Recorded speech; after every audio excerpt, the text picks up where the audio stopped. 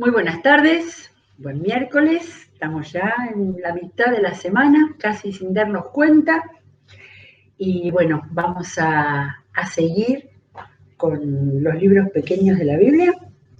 Hoy hicimos la promoción en el cafecito de la mañana y el pastor Carlos pensó que íbamos a arrancar por los profetas menores, pero no. La sorpresa fue que nos fuimos al final de la Biblia y empezamos ayer con las dos. Después lo aclaré en el chat diciendo que eran las dos cartitas del apóstol Juan. Así que ahí el pastor agregó algo acerca de como muy buenas y muy interesantes a pesar de tan cortas, ¿sí? Pero bueno, tengo que confesar que empezamos por las de Juan porque todavía no me animaba con Judas. La verdad que es uno de esos libros que uno lo pasa por ahí y ve que hay un montón de menciones raras de libros que no son de la Biblia. Y me acuerdo hace unas semanas, cuando ya estaba pensando en que habláramos de Judas, que aparecía Balaam y la rebelión de Coré, y yo no hacía mucho que no lo leía, así que lo pasé de largo, pero ahora digo, bueno, ya está, ya pasaron las dos pequeñas cartas del apóstol Juan y hay que animarse a ir a Judas. Muy bien, soy una nueva fan de Judas, ¿sí? Porque como pasa con tantas cosas, cuando uno mira superficialmente, no le descubre los valores y en este caso, palabra de Dios, tenemos que seriamente ponernos a ver cuál es el mensaje de este Judas, que por supuesto nos hace pensar en el Iscariote, pero de ninguna manera lo era. Y entonces vamos a ver, en este tiempo estamos pensando tantas veces en el primer año, no el primer año, en el primer siglo, después de, 50, 60, 70 años después de muerto, no 70, pero casi 70 años después de muerto Jesús, y estamos viendo qué estaba pasando, quiénes eran las personas que estaban formando iglesias y escribiendo, y sobre todo escribiendo, con esa conciencia de que Dios les pedía que escribieran para que llegaran hasta nosotros, finalmente hasta nosotros. Y en este caso, estas cartas eran las cartas que circulaban, quién sabe cómo, de iglesia en iglesia, y estas cartas que no son a una determinada iglesia como la del apóstol Pablo, bueno, ni siquiera sabemos a quiénes iban dirigidas. Muy bien, vamos a presentar al hermano Judas. En primer lugar, por supuesto, como siempre, se piensa que pudo haber sido el Judas Tadeo, uno de los apóstoles, y quizás no, quizás algún otro, pero aparentemente los eruditos piensan más bien que fue el medio hermano de Jesús. Y entonces ya tenemos dos hermanos de Jesús que han escrito libros en el Nuevo Testamento. El otro es Santiago. Por eso, al comenzar su carta, su epístola, comienza diciendo: Judas, siervo de Jesucristo y hermano de Jacobo. Este Jacobo era el Santiago de la carta tan hermosa que tenemos sobre las obras para mostrar lo que es un cristiano. Así que bueno, interesante este personaje, y no sabemos mucho más de él. Por ahí leía que Lutero en sus comentarios de la Biblia decía que había ido a Persia y no más hacia el lado griego, que por eso no sabía griego, pero como no leí más que eso y no sé qué otros han opinado, entonces un dato nomás. De todas maneras, no sé en qué idioma fue escrito, supongo que sí, que griego como todos los demás libros, pero es un detalle que no hace demasiado a su caracterización. Se calcula que pudo haber sido escrita alrededor del año 65, esta carta, posiblemente a griegos convertidos, a judíos, a mezcla de ambos, no sabemos nada más. Pero sí que ha sido dirigida a creyentes que estaban, por si no se hubieran dado cuenta ellos, en un tiempo que empezaba a estar muy complicado para la iglesia cristiana. Y por eso esta es una de esas cartas que yo denominaría difíciles, difíciles, que tiene un propósito que lo comenta al principio, fuerte, en el cual yo digo, me faltaba decir esto, tiene gran similitud con la segunda carta de Pedro, gran similitud, párrafos que parecen iguales. Si han escrito más o menos en tiempo, más o menos alrededor del 65, no mucho más, eran los problemas que estaban viendo y además dirigidas seguramente a distinta audiencia, a distintos grupos de personas, de iglesias, ¿sí? De manera que, bueno, ánimo, vamos a leerla pidiendo al Señor que nos muestre qué podemos sacar para nosotros en el día de hoy. Bueno, Judas, siervo de Jesucristo y hermano de Jacobo, de ninguna manera sacó chapa con que era hermano de Jesús, ¿sí? En ese momento, para las iglesias, Jacobo era alguien importante, es el Jacobo que había estado en Hechos 15, entre los que tuvieron ese concilio de Jerusalén, de manera que para él evidentemente fue importante en ese momento, 30 y pico años después de muerto y resucitado Jesús, presentarse como hermano de Jacobo. Y está dedicado a los que son amados por Dios el Padre, guardados por Jesucristo y llamados a la salvación. Como estamos haciendo en todos los textos bíblicos, vamos a revisarlo, repasarlo, vamos a sacar, a ver, ¿qué está diciendo? Me encantó que enseguida habla de amados, la línea que vimos tanto ayer en Juan, a los que son amados, pero no lo dice amados de él, amados por Dios el Padre. Segundo, guardados por Jesucristo y después llamados a la salvación, ¿sí? De manera que acá, después de leer la carta, nos vamos a dar cuenta que es importante que él dijera amados por Dios y guardados por Jesucristo. Y saludo que reciban misericordia, paz y amor en abundancia, ¿sí? Misericordia y amor rodeando a la paz. Y seguramente, ¿sí? La iglesia, las iglesias y nosotros también hoy necesitamos eso como un saludo, que recibamos misericordia, paz, amor en abundancia. Versículo 3. Queridos hermanos, he deseado intensamente escribirles acerca de la salvación que tenemos en común. Evidentemente esperaba hacer una carta doctrinal para fortalecer en su fe y conocimiento. Y ahora siento la necesidad de hacerlo para rogarles que sigan luchando vigorosamente por la fe, encomendada una vez por todas a los santos. Y acá les digo, esta es el más importante enunciado de toda la carta. Que sigan luchando vigorosamente por la fe encomendada una vez por todas a los santos. Me quedé pensando eso, una vez por todas. ¿Queda idea de algo confuso? No, la firmeza que una vez fue dada, aunque haya sido distintos años y por distintas personas y en primer lugar por Jesús, pero de una vez por todas quedó claro, como diciendo, la que quedó clara. Así que luchando vigorosamente, pues si dijera luchando por la fe, luchando vigorosamente por la fe. La fe que ha sido encomendada a los santos. Y acá desde el versículo 4 empieza a hablar del problema que lo aqueja.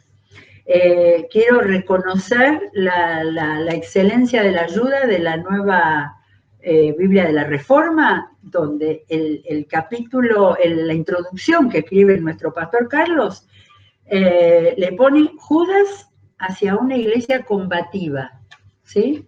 Y acá estaba la cosa, que está pidiendo que luchen vigorosamente. Bueno, ¿contra qué? 4. El problema es que se han infiltrado, miren qué palabra que la hemos visto nosotros en nuestro tiempo, se han infiltrado entre ustedes ciertos individuos que desde hace mucho tiempo han estado señalados para condenación, ¿sí? Así que esto ya nos hace parecer a falsos maestros, ¿sí? Los que venían a dar vuelta, a poner dudas con las bases de la fe cristiana. Y acá arranca, ¿eh? Son impíos que cambian en libertinaje la gracia de nuestro Dios y niegan a Jesucristo como único soberano y Señor. Así que agarrémonos porque esto viene. Directamente le dice impíos y libertinos, ¿eh? O sea que ya nos hace pensar por varios lados, por la vida personal también de ellos, pero que cambian en libertinaje, sin valores, tomado de cualquier forma, a la gracia de nuestro Señor y niegan, o sea, negadores de Jesucristo, nuestro único soberano y Señor. Aunque ustedes ya saben muy bien todo esto, ¿sí? ¿Qué será que les viene a decir que saben muy bien todo esto? Quiero recordarles que el Señor, después de liberar de la tierra de Egipto, bien, historia, ¿eh? Los que dividen para no perderse en los textos, yo le puse acá historia. Así que quiero recordarles que el Señor, después de liberar de la tierra de Egipto a su pueblo, destruyó a los que no creían. Por supuesto, ya lo vimos, nuestra especialidad en números hizo que vimos cómo Dios destruía a los que no creían. Y a los ángeles que no mantuvieron su posición de autoridad, sino que abandonaron su propia morada, los tiene perpetuamente encarcelados en oscuridad para el juicio del gran día. Bueno, acá tenemos material de las tradiciones judías. En la Biblia no tenemos este relato, pero sí, acá hay material que nos dicen los comentaristas que de las tradiciones judías. Así que algo que hubiéramos querido saber, ¿no? ¿Qué pasó en el reino celestial con Dios y sus servidores, los ángeles? Pero acá tenemos que habla de ángeles que no mantuvieron su posición de autoridad, abandonaron su propia morada y que están encarcelados en la oscuridad. Fuerte, fuerte. Yo creo que esta era una de esas cosas que yo decía. Bueno, lo leo después. Así también, voy por el 7, Sodoma y Gomorra y las ciudades vecinas son puestas como escarmiento. Al sufrir el castigo de un fuego eterno, Sodoma, ya lo vimos, por haber practicado como aquellos, como los anteriores que ha mencionado, inmoralidad sexual y vicios contra la naturaleza. Así que ya va por los palos por todos lados y cosas gruesas. De la misma manera, estos individuos, así que sigue hablando, va para atrás, subamos del capítulo de la historia, donde hablaba de estos impíos que cambian por libertinaje la gracia de Jesús. Estos individuos, llevados por sus delirios, agrega, suma, contaminan su cuerpo despreciando la autoridad y maldicen a los seres celestiales. ¿Sí? Ahí nos quedamos a qué se estaría refiriendo, pero sigue. Ni siquiera el arcángel Miguel, cuando argumentaba con el diablo disputándole el cuerpo de Moisés, se atrevió a pronunciar contra él un juicio de maldición, sino que dijo que el Señor te reprenda. Arcángel. Daniel, en Daniel tenemos ahí que aparece el arcángel. A ver, 10, Daniel 10, 13. durante 20 días el príncipe de Persia se me opuso, así que acudió en mi ayuda Miguel, uno de los príncipes del primer rango. Fue Daniel, después Daniel 12:1 también, fue Daniel el que introdujo como digo yo siempre, una puertita para ver el mundo de los arcángeles, de los ángeles. Acá Miguel fue ayudante de Daniel en su libro. Y Daniel 12:1 dice, entonces se levantará Miguel, el gran príncipe protector de tu pueblo. ¿Sí? Bien, lo dejamos ahí, mucho más no sabemos, pero este asunto acá parece otra cosa. El arcángel Miguel, cuando argumentaba con el diablo disputándole el cuerpo de Moisés, eso no lo tenemos nosotros en el Antiguo Testamento. Hay un libro que se llama La Asunción de Moisés, respetado por los israelitas, de manera que lo ponen acá como algo conocido y no entró como libro canónico, no lo tenemos nosotros dentro de la Biblia, pero sí era algo reconocido. Ahora, alguno podrá decir, ¿cómo puede ser que Judas cita libros que no están en la Biblia? ¿Sí? Bueno, a ver, leímos, aparece en Josué y en David, en segunda de Samuel, cuando David levanta una endecha, un canto fúnebre por la muerte de Saúl y Jonatán, dice que está escrito en el libro de Jaser. Así que tenemos ahí mencionado otro libro que no está aceptado como canónico y que los israelitas conocían. Evidentemente Judas habla cosas que nosotros no conocemos, pero ellos sí. Y después habla de Jaser cuando se paró el sol en Ajalón, y hay esa cita ahí de Josué, y ahí dice que pertenece al libro de Jaser. Así que hemos acrecentado nuestros conocimientos bíblicos y extrabíblicos. Y además, cuando el apóstol Pablo les habló a los atenienses, les citó poetas atenienses que no eran cristianos. Así que bueno, más cultura extra bíblica. Entonces tenemos esa referencia. A ver, ¿por qué vino esa referencia? ¿Vieron que siempre hay que volver atrás a volver a leer? Estos individuos contaminan el cuerpo, desprecian la autoridad y maldicen a los seres celestiales. Claro, por eso citó el libro de la Asunción de Moisés y citó al arcángel Gabriel. ¿Qué quiere decir? ¿Que maldicen a los seres celestiales? No tengo la menor idea, pero evidentemente en su práctica de apostasía de estos infiltrados también se la agarraban con los seres celestiales, que eran conocidos por el mundo judío-cristiano. Dice que el arcángel Gabriel, frente al diablo, le dijo que el Señor te reprenda, como diciendo que tampoco se puso a pelear. Estos maestros, en cambio, maldicen todo lo que no entienden. Ahí estaba la cosa, ahí estaba la explicación. Maldicen todo lo que no entienden. Y como animales irracionales, sigan anotando, él les dijo de todo, impíos, libertinos, animales irracionales, lo que entienden por instinto es precisamente lo que los corrompe. Así que solamente no por el razonamiento, no por el conocimiento, sino por lo instintivo. Bien, acá hay un espacio, no hay un subtítulo, pero hay un espacio en mi Biblia. Hay de los que siguieron el camino de Caín. Acá es donde viene y de repente en 3 líneas menciona 3 situaciones distintas del Antiguo Testamento. Hay de los que siguieron el camino de Caín. Por ganar dinero se entregaron al error de Balaam. Acá tengo Balaam, con M final, y en el libro de Números lo teníamos como Balaam, es la misma persona, y perecieron en la rebelión de Coré. Así que menciona a Caín, que ya sabemos, personaje arruinado del Antiguo Testamento en cuanto a envidia de su hermano.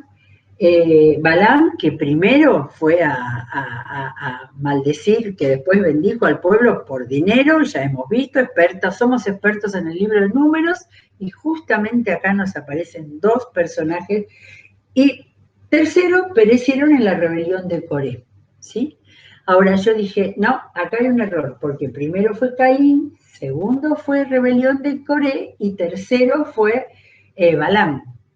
Pero creo que el orden lo cambió Judas porque uno fue por envidia, el otro fue por ganar dinero y los de Coré, ¿se acuerdan? Que fueron tragados por la tierra, así que fue de menor a mayor. El orgullo, la codicia, ¿se acuerdan el enfrentamiento de Coré que querían borrar a Moisés, a Aarón y que querían ellos tener el sacerdocio? Este versículo 11 empieza con un ay, ¿eh? Ay, pobre de ellos, los que siguieron el camino de Caín, Balán y Coré. Y acá viene otro, hay un aire literario que me encantó de Judas. Dice, estos individuos son un peligro oculto. Acá ya usa una metáfora, son un peligro oculto. Sin ningún respeto convierten en parrandas las fiestas de amor fraternal que ustedes celebran. O sea que Judas ya se estaba enterando de que estos infiltrados estaban adentro de la iglesia. Y escuchen esto, buscan solo su propio provecho. Y ahora son nubes sin agua llevadas por el viento, son árboles que no dan fruto cuando debieran darlo, están doblemente muertos, arrancados de raíz. Son violentas olas del mar que arrojan la espuma de sus actos vergonzosos. Son estrellas fugaces para quienes está reservada eternamente la más densa oscuridad. Así que Judas se nos transformó en poetas, usó figuras del lenguaje, unas metáforas fantásticas acá para todas cosas difíciles y duras de la naturaleza, ¿no? Nubes sin agua que lleva el viento, para nada. Árboles que no dan fruto, como la higuera que maldijo Jesús, que debieran darlo, muertas, arrancadas de raíz. Es un paisaje gris, horrible, muerto. Violentas olas del mar que arrojan la espuma, y acá baja ellos, de sus actos vergonzosos. Son violentos, son estrellas fugaces, para quienes está reservada eternamente la más densa oscuridad. Hay un montón de contenido, solamente que lo dice de una manera hermosa, poética, que era una vena que tenía Judas, que no, como no lo conocemos de otro lado, por lo menos para mí fue muy interesante descubrirlo. Y retoma acá, también Enoc, el séptimo patriarca, a partir de Adán, profetizó acerca de ellos. Enoc era aquel, lo tengo marcado, pero no sé si nos va a alcanzar el tiempo. Después, hijo de Set, hijo de Adán de Set, y era aquel que en Génesis 5 dice, Enoc fue padre de Matusalén. Enoc anduvo fielmente con Dios, 300 años más, vivió 365 años. Y como anduvo fielmente con Dios, un día desapareció porque Dios se lo llevó. ¿Se acordaba de eso, de la genealogía de Génesis? Pero acá dice, Enoc, el séptimo patriarca, a partir de Adán, profetizó acerca de ellos, y esta profecía no la tenemos. Miren, el Señor viene con millares y millares de sus ángeles para someter a juicio a todos y para reprender a todos los pecadores impíos por todas las malas obras que han cometido y por todas las injurias que han proferido contra él. Cierra comillas. Así que Enoc había dejado ya también una descripción de toda esta gente en aquel tiempo del principio. Estos individuos, vuelve a tomar, la palabra individuos la usa Judas, son refunfuñadores y criticones. Se dejan llevar por sus propias pasiones, hablan con arrogancia y adulan a los demás para sacar ventaja. Bien, si faltaba algo, pareciera lo menos importante, pero termina con arrogancia y adulación. Ya lo otro era la degeneración total, pero acá hasta arrogantes y aduladores. Respiramos de toda la andanada tan fuerte de Judas y dice, ustedes, y acá vuelve a hablar a su audiencia, queridos hermanos, Recuerden el mensaje anunciado anteriormente por los apóstoles de nuestro Señor Jesucristo, ¿sí? Por las bases de la fe. Ellos les decían, en los últimos tiempos habrá burladores que vivirán según sus propias pasiones impías. Cita de Pablo en la carta a Timoteo, y cita también que aparece en segunda de Pedro. Estos son los que causan divisiones y se dejan llevar por sus propios instintos, pues no tienen el espíritu, ¿sí? Acá me alegré mucho que apareciera, porque ¿se acuerdan que ayer dijimos? En las cartas de Juan no apareció, no tiene nada que ver, no es importante, pero casualmente nosotros que estamos mirando, no aparecía mencionado el Espíritu Santo, y acá va a aparecer 2 veces. Así que todas estas actitudes y todos estos individuos no tienen el Espíritu. Es decir, el valor del Espíritu Santo, que es el que va a enseñar, mantener la fe, hacer recordar todo lo que Jesús dijo. Ustedes, en cambio, queridos hermanos, manténganse en el amor de Dios. Primera cosa, lo primero que les habla en la introducción a la carta, del amor de Dios. Edificándose sobre la base de su santísima fe. Edificados sobre la fe y orando en el Espíritu Santo. Así que de nuevo volví a marcar en mi Biblia, no la tenía, las 3 veces, el volver a hablar de la Trinidad, que hemos mencionado varias veces en los distintos escritos. Habla del amor de Dios, la base de la fe, orando en el Espíritu Santo, mientras esperan que nuestro Señor Jesucristo, en su misericordia, les conceda vida eterna. No es que no la tenemos, ya lo vimos eso, no es que se contradice la Biblia, solamente que está hablando de esperanza, y la vida eterna se va a vivir plenamente cuando lleguemos allá con Él. Así que acá nos habla del amor de Dios, del Espíritu Santo y de la esperanza en Jesucristo. Bueno, y va terminando.